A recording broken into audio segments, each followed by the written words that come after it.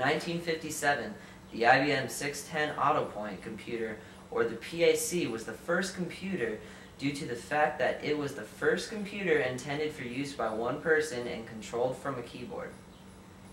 In August 1981, IBM began selling its landmark PC, which was powered by Microsoft's new operating system known as the MS-DOS.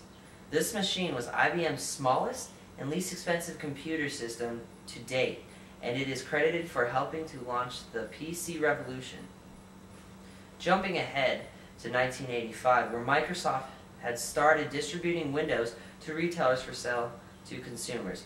It also headed up an alliance with IBM's competitors, including Compaq, Hewlett-Packard, Texas Instrument, and Digital Equipment, in an effort to weaken IBM's monopoly on the PC. IBM's main competitor at the time was Apple, and in 1971, Bill Fernandez, who was Apple Computer's first employee, introduced Steve Jobs and Steve Wozniak.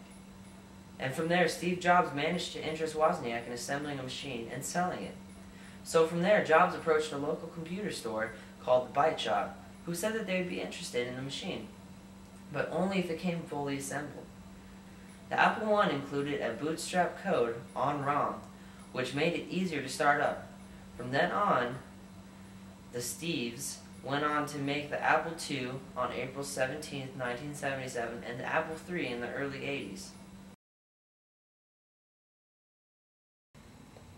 The Silicon Valley is downtown San Jose, located in the southern part of the San Francisco Bay. It is home to the headquarters and research facilities of hundreds of high-tech companies, just outside Stanford University. Fred Terman thought there needed to be a place for Stanford graduates to put their brilliant minds to work close to the university after graduation. His vision became reality with a disgruntled aide.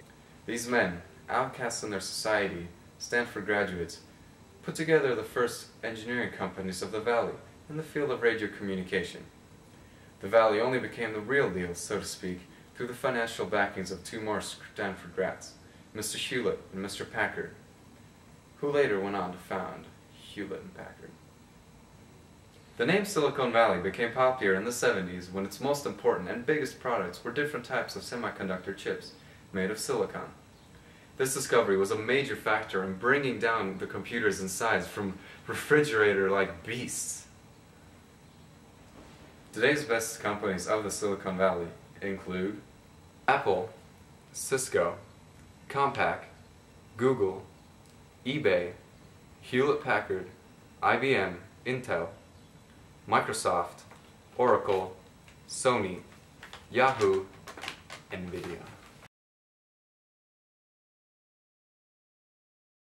The Internet is a fascinating subject. It was created in the 1950s when the space race with Russia was going on.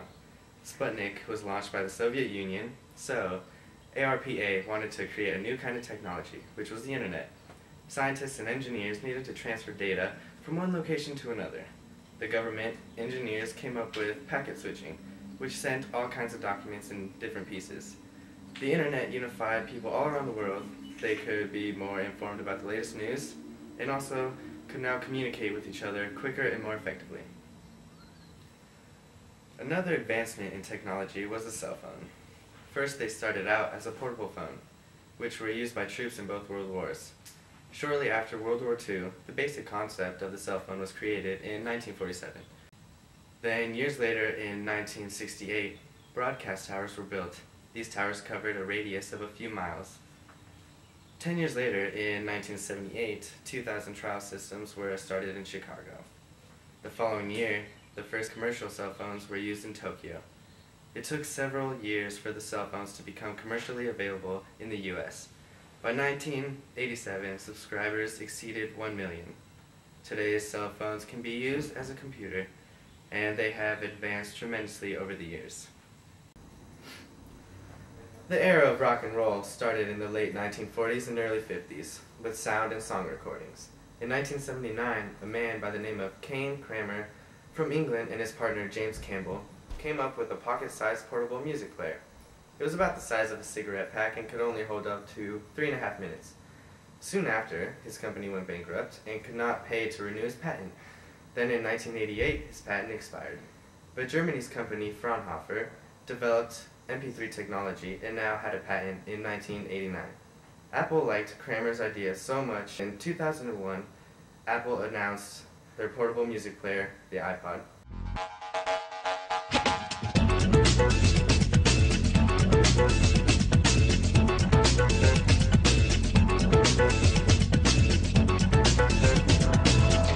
iPod, 1,000 songs in your pocket.